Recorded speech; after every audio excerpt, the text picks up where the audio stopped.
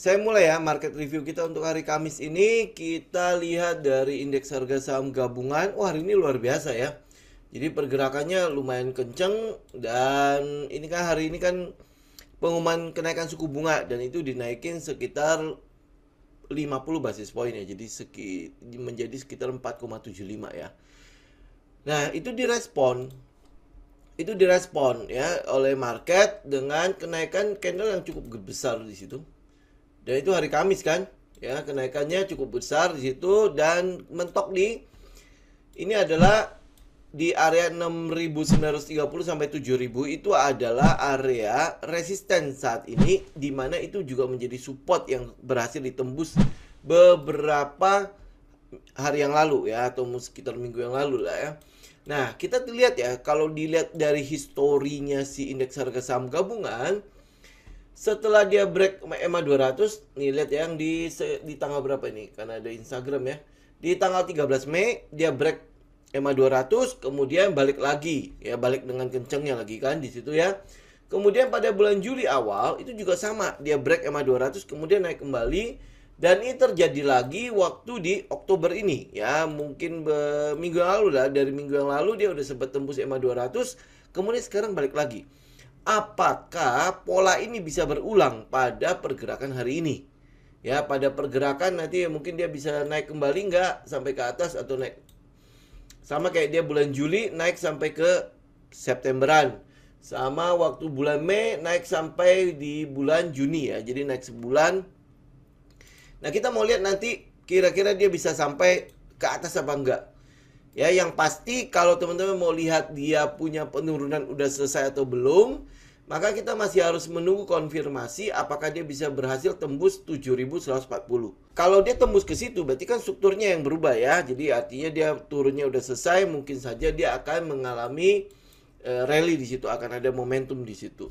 Nah, pertanyaannya kan sering begini ya. Lah, kalau kayak gitu berarti gue ketinggalan dong. Kalau dalam trading, ini kalau buat saya ya, kita nggak pernah ada kata yang namanya ketinggalan. Teman-teman kalau misalnya yang konservatif nggak bakalan ikut hari ini.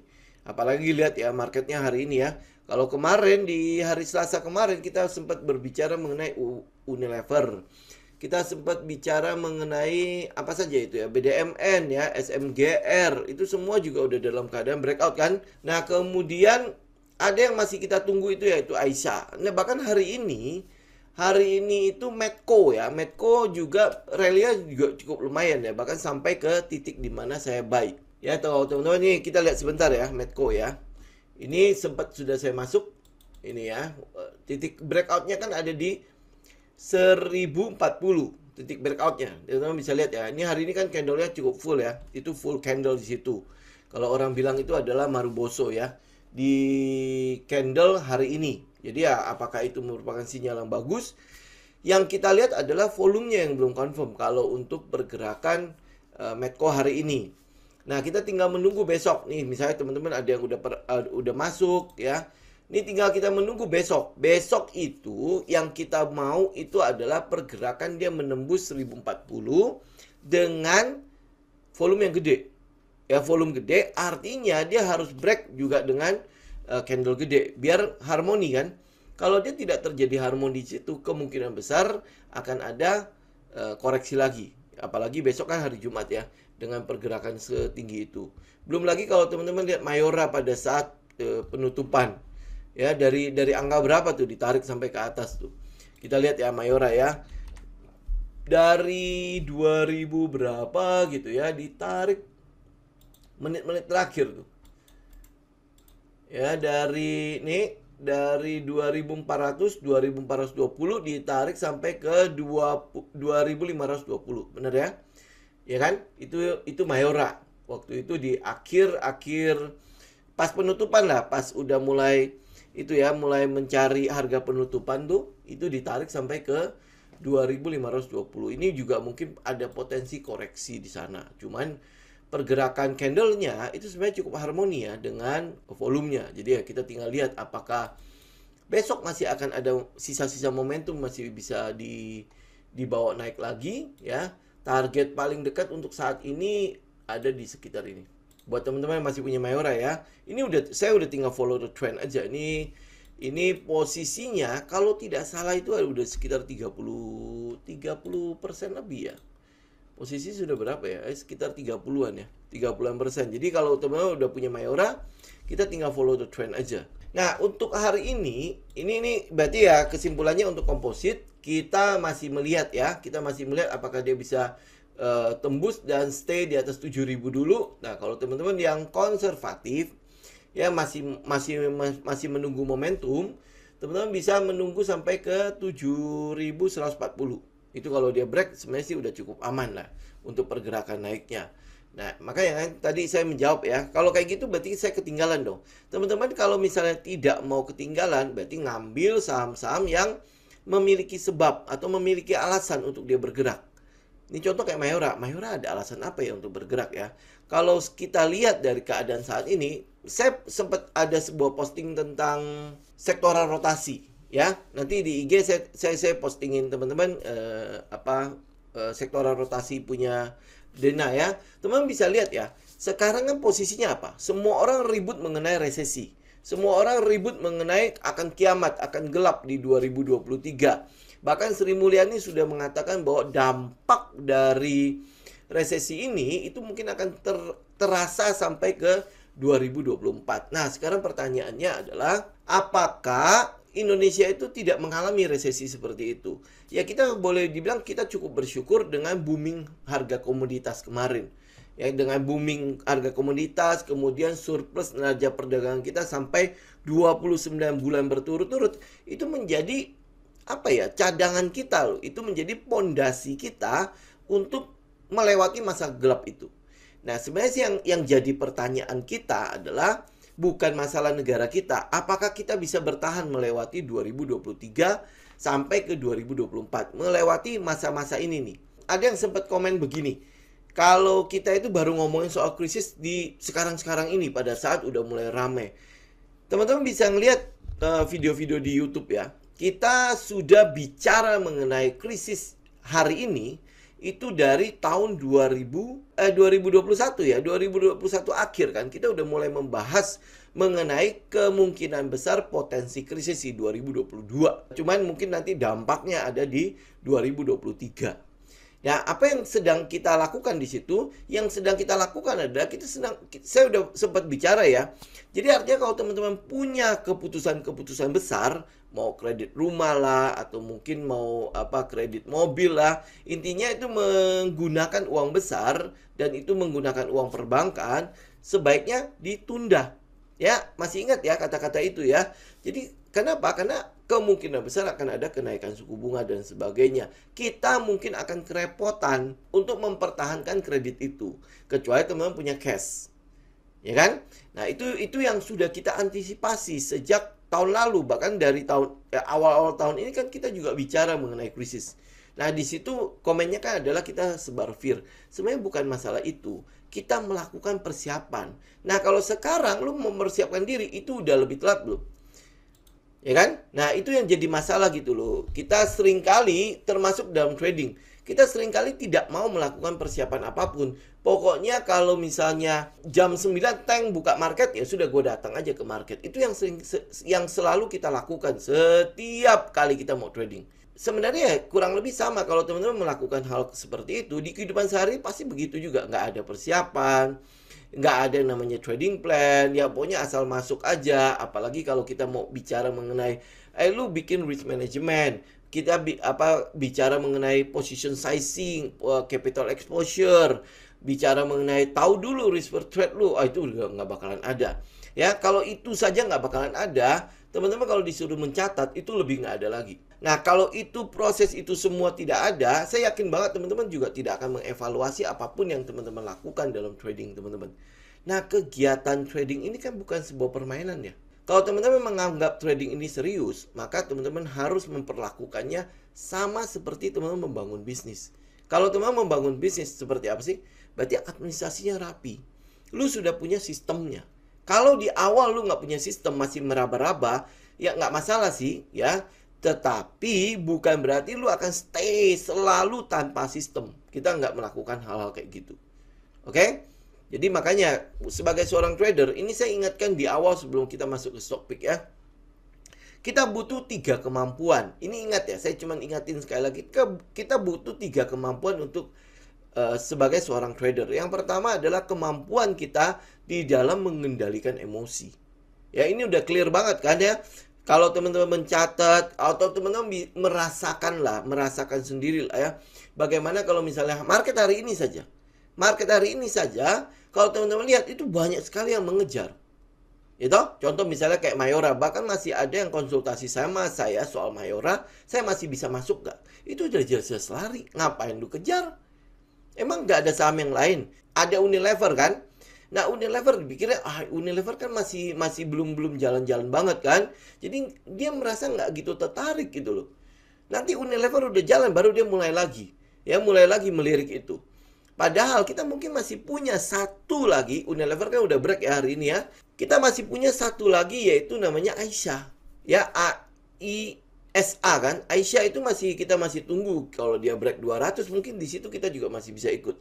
Nah, kalau teman-teman melakukan persiapan, lu punya trading system, lu pasti bisa melihat hal-hal itu semua.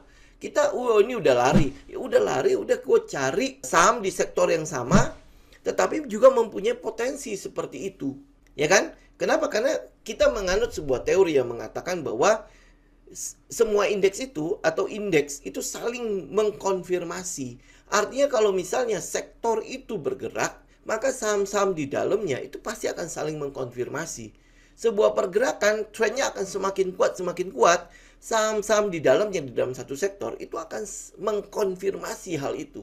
Karena itulah kita nggak perlu harus mengejar sebuah saham yang sudah lari, kemudian yang tidak pernah mencari, oh ini ada lagi nggak ya dalam satu sektor itu yang masih bagus, fundamentalnya masih bagus, pergerakannya mungkin masih membentuk something lah di situ ya. Ya, nah di situ masih bisa masuk apa enggak? Tolong dilakukan persiapan. Jadi oleh sebab itu kita enggak sampai akhirnya emosi kita nggak sampai jalan. Itu kemampuan pertama. Teman-teman kalau punya trading system, ya udah you follow aturan-aturan yang ada di dalam trading system itu. Ya, kalau nggak punya bikin. Kita punya video-videonya kok untuk membuat itu. You develop. Ya, lu melakukan backtest kemudian melakukan forward testing. Ya, ini trader gitu loh. Jadi bukan datang ke pasar cuman modalnya apa ya? Telepon kiri kanan atau cek kiri kanan, ini ada stock pick apa ya? Kita nggak melakukan itu. Kebayang nggak sih teman-teman kalau seandainya nih internet nggak ada, grup-grup semua nggak ada, grup-grup premium semua dibubarkan ya. Nah, lu tinggal sendirian. Nah, kalau lu tinggal sendirian, apakah lu bisa survive di dalam market seperti ini? Ya, kalau lu mau survive, maka lu ngandalkan diri lu sendiri. Intinya di situ ya, kemampuan kita mengendalikan emosi. Kalau lu punya aturan-aturan yang jelas, emosi lu nggak akan main. Kenapa? Karena setiap kali kalau emosi sudah main, biasanya hal-hal yang tidak baik itu datang. Ya, itu udah pasti clear lah ya, teman-teman di kehidupan sehari-hari juga bisa merasakan kan ya. Bagaimana kalau lu sudah mengambil keputusan dengan emosi, itu hasilnya nggak ada yang baik. Gitu? Nah, itu pertama teman-teman harus bisa kuasai. Gimana ya caranya gue mengendalikan emosi ini? Ya, berarti lu mesti punya sejumlah aturan. Lu mesti punya yang namanya trading system. Ya, trading system ini bukan yang penting cuan lo ya. Bukan YPC lo ya. Bukan yang penting cuan. Bukan di situ. Kalau yang penting cuan, lu nggak bisa mengulangi hal yang sama. Tetapi kalau trading system, lu bisa melihat hal yang sama dan lu bisa mengulangi prestasi-prestasi lu. Contoh misalnya, oh hari ini Mayora nih. Gue bisa mengulangi hal yang sama dengan seperti Mayora. Caranya gimana ya? Misalnya contoh kita punya yang namanya money spot, ya kan? Mayora juga kita masuk dari money spot kan, nah, sampai hari ini. Nah, kita bisa ngulangi hal yang sama dengan cara apa? Ya di mana ya ada sinyal-sinyal keluarnya trading system itu, keluarnya setup itu. Ya kalau lu yang penting cuan, gimana caranya lu mengulangi hal yang sama? Kan nggak mungkin ya. Ya, yang ini namanya yang penting cuan, berarti kan lu cuman hoki doang di situ. Nah, apa sih yang sebenarnya hoki? Kalau buat saya, hoki itu adalah kesempatan yang pas datang itu ketemu dengan kemampuan lu. Lu mampu untuk menangkap kesempatan itu. Jadi nggak ada istilahnya benar-benar sebuah keberuntungan yang kita bilang apa ya? Lu pengen cuan, oh nanti dilempar dari atas gitu ya. Oh nih lo hari ini beli ini. ya, atau lu dimimpikan sesuatu, ya, terus habis itu lu buy ini ya, saham ini di harga segini, nanti lu taking profit di situ. Jadi mimpi itu sudah memberikan trading plan buat lu. Itu nggak ada. Ya, nggak ada sejarah seperti itu. Oke, lu kalau misalnya mau hoki, lu kalau misalnya mau cuan, lu kalau misalnya mau profit, usaha. Dari usaha itu, usaha lu membangun trading system, usaha lu mengerti bagaimana cara kerja market ini. Nah, lu bangun aturan-aturan di situ, kemudian lu dapat profit. Nah, itu adalah usaha lu, dan itu bisa lu ulangi, bukan karena lu hoki. Oh, ini hoki aja dia dapat. Itu satu kemampuan lu mengendalikan namanya emosi. Yang kedua adalah kemampuan lu mengendalikan resiko. Ini penting. Karena apa? Resiko kita itu harus bisa diukur. Orang bilang saham ini adalah, atau trading ini adalah high risk high gain, gitu ya. Tetapi saya mau katakan kepada teman-teman, teman-teman bisa membuat trading teman-teman menjadi low risk tapi high gain. Kita bisa melakukannya. Caranya gimana? Lu tahu bagaimana memanage, atau ada namanya manajemen resiko atau risk management, dan ada namanya money management. Di dalam situ apa? Di dalam situ lu tahu di mana letakin yang namanya resiko lu. Jadi resiko lu harus resiko yang kecil. Tetapi kalau keuntungan datang, itu berarti keuntungan yang besar. Nah, di sini perannya trading system, ya. Kemudian ada namanya position sizing. Lu harus punya rumus untuk menghitung berapa lot lu boleh masuk ke dalam sebuah posisi. Agar apa? Agar kalau dia kena stop loss, maka itu adalah resiko yang memang sudah lu siapkan. Ya, yang resiko yang memang sudah lu siapkan untuk hilang. Memang nggak ada orang yang mau rugi 1 sen pun, nggak ada. Tetapi yang namanya usaha, itu nggak ada yang tanpa resiko. Benar nggak? Nggak ada yang tanpa resiko. Lu nggak berani resiko, jangan kerja, jangan berbisnis, jangan melakukan apapun. Lu stay di dalam rumah saja itu beresiko lu. Resikonya apa? Lu lapar dan akhirnya bisa jadi, ya sorry to say, meninggal karena kelaparan. Itu resiko. Namanya hidup, ya udah pasti ada resikonya kan. Nah, tetapi bagaimana caranya lu memanage resiko itu menjadi resiko yang kecil. Ya, ini ya teman-teman ya. Jadi kemampuan yang kedua ini, nah di dalam situ yang namanya manajemen risiko, di situ ada namanya position sizing, di situ ada namanya risk per trade, di situ ada namanya stop loss, bagaimana cara lu mengolah stop loss itu, ya, berhenti ruginya itu di mana, kemudian di situ ada namanya trailing stop, ya, di situ ada namanya manajemen risiko dan money manajemennya, termasuk modal yang lu pakai, berapa gede, ya itu semua ada di dalam manajemen risiko. Makanya kalau teman-teman hanya langsung masuk ke dalam kemampuan ketiga ini, yaitu biasanya tidak lengkap. Ya, kemampuan yang ketiga adalah kemampuan lu membaca yang namanya technical. Ya, kalau lu cuma punya, biasanya kan orang mengejar ini ya, yang ketiga ini tok kan, kemampuan membaca yang namanya technical. Cuma itu tok yang dia kejar. Nah, ini oke, lu memang harus punya kemampuan itu. Tetapi setelah lu belajar, lu punya, ini yang saya bilang membangun sistem di sini. Setelah lu belajar, setelah lu membangun sistem itu, maka teman-teman harus lengkapi dengan 2 kemampuan ini. Kemampuan lu mengendalikan risiko, gimana caranya? Kemampuan lu dalam mengendalikan emosi. Bagaimana kalau misalnya dia kena stop loss, gua cut loss, dan gua biasa-biasa saja. Dan gua bisa mengulangi hal yang sama. Ya, dia mau apa? Oke, dia stop loss. Oke, gue tinggal stop. Dan psikologi gue itu biasa saja. 3 kemampuan itu coba teman-teman pelajari. Ya, mungkin di YouTube ada lah ya, atau mungkin teman-teman bisa belajar di mana lah ya. Pasti ketemu 3 kemampuan itu. Bagaimana teman-teman mengendalikan emosi, mengendalikan risiko, dan punya kemampuan dalam membaca yang namanya technical. Ya, oke? Nah, saya masuk ke dalam stock pick. Ingat ya, buat teman-teman yang konservatif, kalau memang masih melihat market gonjang-ganjing begini dan lu belum punya kepercayaan diri pada market saat ini, hold cash. Tetap hold cash ya. Saya tetap menyarankan teman-teman hold cash. Jadi buat teman-teman yang tetap masih akan mau di market, ini ada beberapa stock pick yang mungkin teman-teman bisa melakukan, nanti dianalisa kembali ya. Yang pertama yang akan kita bahas itu adalah JSMR, ya, Jasa Marga. JSMR, apa yang teman-teman lihat di sini JSMR? Di situ kalau teman-teman tarik sebuah trendline ya, paling dekatnya itu ada sebuah trendline di sana.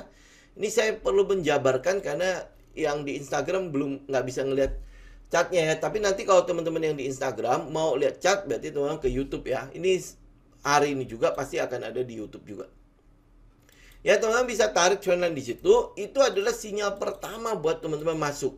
Yang saya bilang kemarin bahwa kalau di daerah sini, di daerah 3200-an itu adalah buy on weakness. Tetapi kita tidak melakukan buy on weakness karena marketnya masih belum ada belum menentu kan. Jadi yang kita lihat adalah ini sinyal pertama adalah pada saat dia break ya, pada saat dia break trend. Kalau teman-teman mau lebih aman lagi adalah di sekitar 3600. Nah, di 3600 ini teman-teman perhatikan nanti pergerakan candlenya. Pergerakan candle ini, dua candle itu sudah cukup bagus ya. Hari ini memang ditutup closing karena di dekat resisten kan, di resisten trendline itu. Jadi teman-teman otomatis yang teman-teman lakukan adalah tunggu sampai dia konfirmasi break. Ya, bahkan ini kalau misalnya dia break trendline, teman-teman udah bisa cicil kan. Nah, sampai dia break resisten terdekatnya dari sekitar 3600. Ini untuk si JSMR ya, untuk JSMR. Kemudian yang kedua, mungkin ini masih berhubungan dengan batu bara. Ada namanya KKGI. KKGI itu adalah Research Alam Indonesia. Research Alam Indonesia KKGI, teman-teman juga sama ya. Teman-teman kalau misalnya tarik sebuah trendline, pasti ketemu trendline di situ. Ya, ini ada trendline di sana. Nah, jadi apa yang teman-teman lakukan? Teman-teman tunggu dia break trendline. Kalau mau lebih aman, itu adalah tunggu dia break 715. Ya, 715. Ini adalah posisi di mana setelah dia naik, kemudian dia sideways di bawah situ. Ya, makanya kalau teman-teman tarik trendline, itu pasti kelihatan tuh ada triangle di situ. Jadi di segitiga itu sebenarnya kan kita menunggu di akhirnya tuh. Di akhirnya dia mau turun ke bawah atau naik kembali ke atas. Ya, itu yang kita lihat dari si KKGI ya. Jadi 715 itu mungkin akan menjadi patokan buat teman-teman buat masuk atau enggak ya di KKGI. Kemudian ada satu saham lagi yang berhubungan dengan batubara adalah ADMR. Nah, kalau ADMR sama ya, kita kalau teman-teman lihat struktur pasarnya itu ada di sekitar 2000. Jadi teman-teman bisa buy pada saat ini, saya buang dulu ini. Buy pada saat dia break 2000. Ini buat teman-teman konservatif lah ya. Ini 2015 tepatnya ya, 2015. Tapi di 2000 pun teman-teman udah bisa melakukan cicilan. Karena itu kan round number ya, itu biasanya bisa juga berfungsi sebagai resisten psikologinya. Ya, jadi round number ya 2000 sampai 2015 ya, itu untuk si ADMR. Kemudian ada namanya TRJA. Transcom Jaya ya, TRJA. Apa yang teman-teman lihat di TRJA? Ini ada sebuah resisten atau struktur harganya itu di sekitar 290 ya. 290. Ini teman-teman lihat ya di situ. Jadi pastikan dia break dulu di 290 baru teman-teman buy. Ya, 290 dia break baru teman-teman buy. Kalau teman-teman mau lihat money spotnya, itu sebenarnya sudah mulai nongol itu di sekitar bawah sini, di sekitar 240-an ya, 240 sampai 250 itu udah nongol dari situ.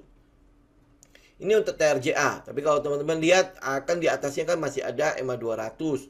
Maka dari itu kenapa saran saya adalah tunggu dia break 290 ya, buat teman-teman yang konservatif tunggu dia break 290 itu akan lebih confirm ya. Oke, kemudian ada yang berhubungan dengan pariwisata. Yang ya wisata gitulah ya. Teman-teman bisa lihat PNR ya, ini PNR. Ini kayak kemarin ya, kemarin kan dia sempat momentum di situ ya. Momentum kemudian dia istirahat. Nah, ini posisi istirahat ini yang mau kita tunggu. Jadi nggak perlu kita kejar. Pada saat dia udah istirahat ini tinggal teman-teman ukur ya, kira-kira kalau misalnya dia dalam keadaan istirahat ini, stop loss gue di mana, resiko gue di mana, udah kelihatan jelas. Kemudian resistennya di mana. Oh, kalau dia break resisten, gue mau ikut. Ya, untuk PANR ya, Panorama Sentra Wisata ini ada di 312. 312 teman-teman confirm itu break, teman-teman ikut. Ya, kalau Panorama ada pasti ada Diandra ya. Diandra juga sama ya. dia juga dalam keadaan istirahat. Jadi kalau teman-teman lihat istirahatnya, terus habis itu ambil resistennya, itu ada di 97. Ya, 97. Jadi break 97 baru teman-teman ikutan. Oke. Nah, termasuk satunya lagi adalah IS. IS ini besok itu kumdet. Besok itu kumdet. Ini kan IS itu setiap Q ya, setiap kuartal itu dia bagi dividends kebetulan. Nah, setiap pembagian dividends pada saat kumdet, pergerakannya nggak jauh-jauh, nggak turun sampai jauh-jauh banget ya. Kenapa? Karena kepemilikan saham di masyarakatnya cuma 7%. Jadi ya mungkin karena itu dia nggak terlalu fluktuatif ya. Apa yang teman-teman lihat di IS ya, kalau teman-teman konservatif berarti ya tunggu di atas, ada di 131 ya. Tapi kalau teman-teman mau lihat yang lebih dekatnya, itu ada di sekitar 120. Jadi ini adalah resisten sebelumnya yang berhasil tembus, kemudian turun kembali. Ya, ini memang jauh lebih aman adalah pada saat dia break high yang di 131 ya.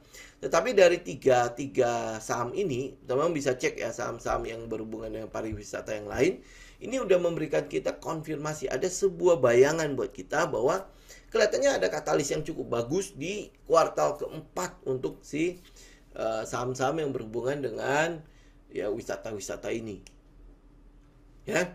Itu udah mungkin udah mulai kelihatan lah di mana orang-orang pasti akan mulai mau liburan akhir tahun. Liburan akhir tahun itu berbeda dengan liburan ini ya, liburan sekolah ya waktu di bulan Juni. Karena kalau libur sekolah belum tentu semua orang liburan. Ya kalau orang tuanya kerja kan mereka nggak bisa liburan kan, ya kan? Tetapi kalau akhir tahun itu semua bisa liburan. Bahkan agama manapun itu dia libur di akhir tahun. Jadi maka dari itu kenapa libur akhir tahun itu selalu ramai. Ya itu udah pasti peak seasonnya. Paling peak lah ya. Teman-teman lihat ya, dari mancanegara, dari seluruh dunia lah. Itu akhir tahun itu libur semua. Jadi semua orang ya artinya ya keluar ya untuk wisata. Apalagi ini pandemi sudah berapa tahun kita di rumah saja kan. Ini euforia pasti beda dengan euforia akhir tahun di 2021. Ini pasti berbeda. Mereka akan jauh lebih euforia. Jadi ini kita lihat. Jadi ini mungkin akan jadi masa panennya untuk saham hotel lah ya, saham pariwisata. Jadi makanya kenapa ada pergerakan di situ. Kenapa kita pricing-nya sekarang? Karena market discount everything. Jadi pada saat itu sudah terkonfirmasi, ya udah biasa-biasa aja. Contoh misalnya kayak kenapa dia naik? Ternyata hari ini dikonfirmasi. Kenapa? Karena ada buat investor yang punya Avia, punya Depo, punya Cleo ya, itu mengakuisisi CAC setengahnya. Ya sama kayak Bumi juga. Bumi setelah dikonfirmasi ya sudah nothing happen lagi. Ya kan itu namanya market discount everything. Oke? Kemudian ada Inco ya, Inco. Vale Indonesia. Ini Vale Indonesia ini dikit lagi ya. Teman-teman kalau misalnya lihat ya, ini ada di sekitar 6.870 sampai di atasnya itu berapa ya? Ini ada di sekitar 7.120. Jadi area ini nih, teman-teman perhatikan. Jadi yang agresif dari 6.925 itu teman-teman udah bisa melakukan cicilan. Ya ini area buy-nya nih sampai ke sekitar 7.100. Nah, target paling dekatnya ada di sekitar 8.200-an. Ini target paling dekatnya untuk si Inco. Oke? Ini Inco. Kemudian saya tutup dengan terakhir adalah Mora. Ya, Mora adalah Moratelindo atau Mora Telematika Indonesia, anak perusahaannya Friends. Apa yang kita lihat dari si Mora, ini sebenarnya sudah masuk ke dalam kategori yang kita sebut sebagai money spot. Ya, ini dari IPO sejak Agustus sampai sekarang, teknikalnya udah bisa kita lihat. Jadi apa yang kita tunggu di situ, yang teman-teman tunggu adalah yang di 610. Jadi yang di atasnya ya. Kalau dia break 610, teman-teman ikut. Jadi ada potensi pergerakan di sana. Ya, ini karena dia baru IPO, bisa jadi pergerakan-pergerakannya ya tergantung nanti ya dibakarnya seperti apa. Tapi ada beberapa resisten yang akan terjadi di sana. Jadi setelah 610 akan ada resisten 700, kemudian yang satunya lagi akan ada resisten di 765. Nah, setelah 765 berarti itu the sky is the limit ya. Nah, sembari teman-teman menunggu dia breakout, cari katalisnya. Ya, cari info, cari berita yang berkaitan dengan Mora. Ada apa dia kira-kira ada corporate action apa, ada kegiatan apa, ada pendapatan yang masuk seperti apa yang bisa menggerakkan saham Mora ini. Ya, itu kalau cara saya untuk melakukan analisa termasuk mempersiapkan semua trading plan ya. Itu kita ini sembari menunggu nih misalnya di Mora sembari menunggu sampai 610, yang kita lakukan adalah kita cari ada berita apa, kita bedah sahamnya, kenapa dia bisa berpotensi untuk naik, ya itu semua kita bedah. Ya, nah kenapa? Karena kalau setelah masuk yang kita ikut adalah trading plan. Udah nggak beda-beda apa-apa lagi, sudah nggak cari lagi technical ini, technical itu, sudah nggak kita kutak-atik. Yang kita kutak-atik adalah sebelum kita action. Ini sama kayak prajurit maju ke medan perang. Dia nggak mungkin sampai ke medan perang baru belajar cara mengokang senjata, cara menembak senjata, cara membidik senjata, bagaimana strategi dia pada saat medan perang. Enggak kan? Itu semua dipelajari sebelum dia dikirim ke medan perang. Pas di medan perang, apa yang dia lakukan? Ya, dia ikutin strategi-strategi yang sudah dibahas. Dia ikutin kata-kata komandannya. Betul nggak? Itu yang dilakukan seorang trader. Kita persiapkan semuanya. Begitu kita udah ada di medan perang, ini kan udah perang nih. Yang kita lakukan adalah kita cuman ikutin trading plan kita. Sudah nggak dikutak-atik lagi. Kalau kalah ya sudah tinggal mundur. Ya berarti kalah itu teman harus batasi kekalahannya. Jangan sampai prajurit kita habis semua di medan perang baru lu. Oke, gue kalah. Kita pada saat kita tahu di mana posisi kita kalah. Oh, nih pada saat kalah begini, udah kalau dilanjutin akan lebih fatal lagi kekalahannya. Jadi kita mundurin dulu. Kita masukin dulu ke benteng. Seenggak-enggaknya kita bisa memulihkan diri, memulihkan mental prajurit kita, mengatur strategi kembali, ya. Baru habis itu maju kembali. Mana yang salah ya di gue ya? Oh ini salah di sini, oleh salah di sini. Oh gue perbaiki. Nah setelahnya maju perang lagi. Gitu. Jangan sampai udah habis, semua modal kita udah habis, baru lu mau evaluasi. Baru lu mau melakukan review. Itu telat. Oh. Jadi itu yang kita lakukan. Oke? Itu paling ya. Buat teman-teman, semoga sharingkan hari ini boleh cukup bermanfaat buat teman-teman. Saya mau katakan kepada teman-teman sekali lagi ya, jangan lupa dianalisa ulang.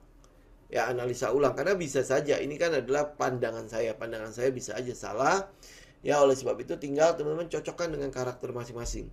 Ya, bagaimana karakternya, bagaimana dengan trading sistemnya, bagaimana dengan setup masing-masing. Ini saya hanya memberikan satu view aja buat teman-teman. Oh, ini siapa tahu ada pandangan yang berbeda. Ya, nah, mungkin bisa jadi masukan buat teman-teman. Tapi semua keputusan, ingat, balik lagi ke setup masing-masing, karakter masing-masing, sampai akhirnya terombang-ambing sama market lagi. Punya pegangan yang namanya trading plan. Ya, oke. Thank you semuanya. Sampai ketemu lagi nanti hari Sabtu ya. Saya mungkin akan live juga di IG di hari Sabtu pagi jam 9. Ya, oke. Thank you semuanya. Semoga bermanfaat. Sampai ketemu lagi. Salam tim.